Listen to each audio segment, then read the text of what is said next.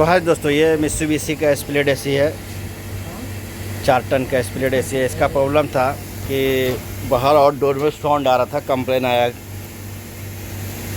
तो साउंड हो रहा था, तो आके अभी चेक कर रहे हैं।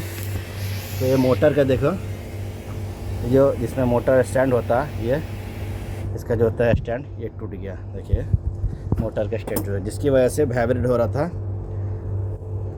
और क्लाइंट जो है, कस्टमर जो है, ये कंप्लेन कर रहा था। और इससे पहले भी जब टूटा था तो किसी ने इसको में एक स्टील लगा के इसको बांध दिया। तो अभी इसको खोल के रिपेयर करना पड़ा। अगर इसको छोड़ देंगे तो क्या होगा, मोटर वाइब्रेट करेगा और कंडेंसर को ये फाड़ देगा। इसी वजह से इसको खोल के अभी रिपेयर करके फिर स्टैंड लगाना पड़ेगा। तो अगर इस तरह का टूटा रहे कभी भी, तो इसको इस तरह से चालू करने की ज़रूरत नहीं होना चाहिए। पहले इसको रिपेयर करना चाहिए, रिपेयर करने के बाद इसको फिट करना चाहिए, और तो अच्छा से कंडेंसिंग भी नहीं होगा। और अगर मोटर का फैन बेल्ट लगेगा कंडेंसर में, तो ये कंडेंसर फाड़ देता है। तो इस तरह का काम सही नहीं होता है। तो अभी इसको खोल के हम लोग रिपेयर करा के फिर इसको फिक्स कर देंगे।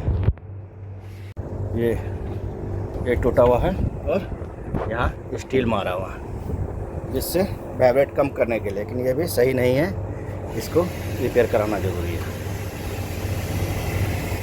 तो ये मोटर का जैक है, ये 2 जैक है मोटर का। ये जैक को अभी हम लोग खोल ले रहे हैं, खोल के हम लोग इसको निकाल ले रहे हैं। क्योंकि ये मोटर का जो स्टैंड है, इसको जब खोलेंगे तो पहले ये मोटर को बाहर निकाल के उसके बाद ये स्टैंड को निकालना पड़ेगा। मोटर के साथ निकालेंगे फिर जैक निकल जाएगा, या वाइर कर भी सकता है, या डैमेज हो जाएगा। इसलिए कभी भी अगर काम करें तो सबसे पहले अगर मोटर खोल रहे हैं तो सबसे पहले मोटर के साथ जो जैक लगा रहता है, पावर सप्लाई जो जाता है, इसको पहले खोलने के बाद फिर मोटर को बाहर निकालें। मोटर को बाहर निकालने के बाद फिर स्टैंड को बाहर निकाल के रिपेयर करना चाहिए। रिपेयर करिए तो इस तरह से काम करना चाहिए। अगर मोटर स्टैंड के साथ मोटर को भी नहीं खोलना चाहिए, जिसकी वजह से आप मोटर निकाल भी नहीं सकेंगे और स्टैंड और ज़्यादा डैमेज हो जाता है, डिसबैलेंस होगा। तो स्टैंड ज़्यादा स्ट्रॉन्ग वाला स्टैंड नहीं है, ये टूट भी सकता है और कहीं से भी, जिससे मोटर लगाने में दिक्कत होगा। इसलिए मोटर लगाने के समय या खोलने के समय पहले आप मोटर का वायरिंग को अच्छी तरह से निकाल दें और आसानी से खुल जाता है मोटर। उसको हम लोग खोलने जा रहे हैं। ये दोनों मोटर का जैक है, ये दोनों मोटर का जैक निकल गया। अभी मोटर में 4 स्क्रू, एक ये दूसरा इधर, चौथा इधर, इससे खुलेगा और फिर निकल जाएगा।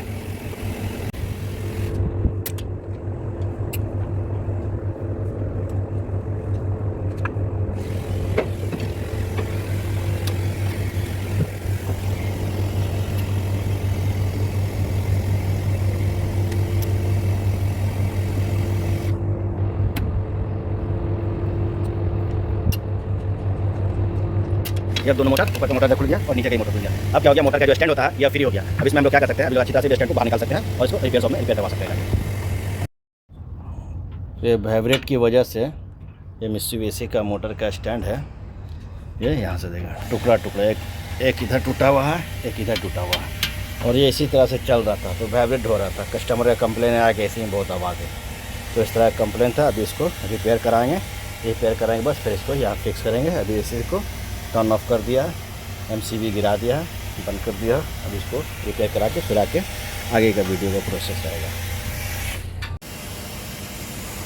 जो मित्सुबिशी के मोटर जो है, उसका स्टैंड जो टूटा हुआ था, उसको स्ट्रक्चर वेल्डिंग करवाए यहाँ, स्ट्रक्चर दोनों साइड में, और यहाँ पर नट लगवाया, वेल्डिंग कराया और दोनों मोटर का फिक्स कर दिया। फिक्स करने के बाद इसको चालू करके फिर इसको चालू करते हैं कि वाइब्रेशन नहीं होना चाहिए। वाइब्रेट होता है तो क्या होता है कि अगर वाइब्रेट ज़्यादा होगा तो कंडेंसर में लग जाएगा, कंडेंसर फाड़ देगा।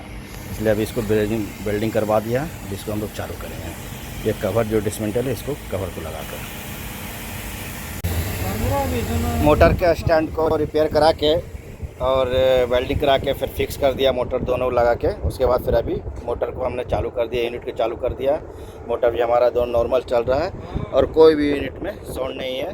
जो पहले जो मोटर का स्टैंड जो टूटा हुआ था, उसका भी रिपेयर होने के बाद फिर कोई साउंड नहीं, कोई वाइब्रेशन नहीं यूनिट में। यूनिट हमारा नॉर्मल कंडीशन में चल रहा है। तो thank you for watching video अच्छा लगे तो प्लीज़ सब्सक्राइब करें और शेयर करें, प्लीज़ सपोर्ट करें।